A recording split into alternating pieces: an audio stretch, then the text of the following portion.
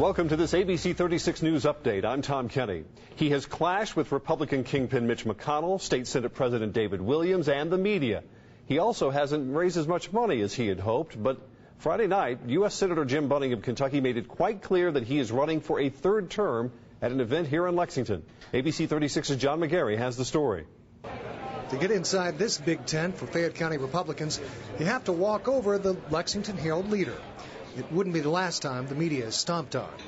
As for whether outspoken Senator Jim Bunning would provide fireworks. Well, I don't think it's the 4th of July yet, but, obviously Senator Bunning's communicated that he is running for re-election. I've actually made a contribution to Senator Bunning. Another man known to speak his mind is State Representative Stan Lee, who, before giving the invocation, gave Bunning his endorsement. He has been a voice of reason up there. Despite what you may think, he might be a little cranky at times, but, I think now we need a cranky fella in Washington to straighten him out. Tonight, no one seems cranky.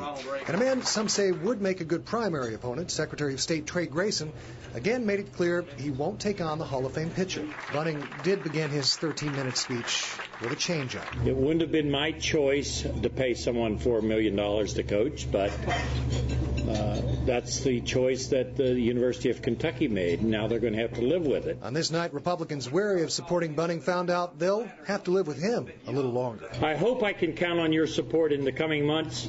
The battle's going to be tough, very tough, because there's a big target on my back, and we haven't got all the Republicans in Kentucky on the same page yet. A letter from the most important of those Republicans, Senior Senator Mitch McConnell, is read.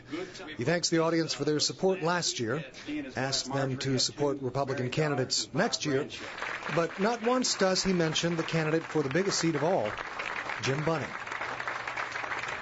Jim Bunning thinks he's going to need to raise $10 million for his re-election campaign. So far, he's raised a little over $920,000.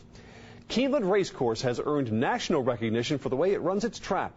The National Thoroughbred Racing Association accredited Keeneland after spending 2 days inspecting the track for everything from pre-race preps to the race itself to post-race testing for performance enhancers.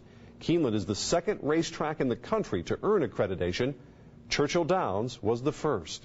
ABC 36 has learned charges have been dropped against a Bed Bath & Beyond manager in Lexington who would not call 911 after being told a child was locked in a hot van in the store's parking lot. That's Elizabeth Miller. She was charged with failure to report child abuse or neglect. Police say Miller didn't call 911 after she was told about the child, saying that she wasn't allowed to get involved.